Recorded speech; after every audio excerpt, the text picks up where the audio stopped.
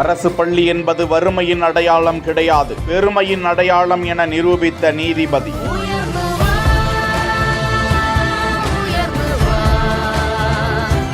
தனது மகளை ஊராட்சி ஒன்றிய அரசு நடுநிலை பள்ளியில் சேர்த்துவிட்ட நீதிபதிக்கு குவியும் பாராட்டுக்கள்.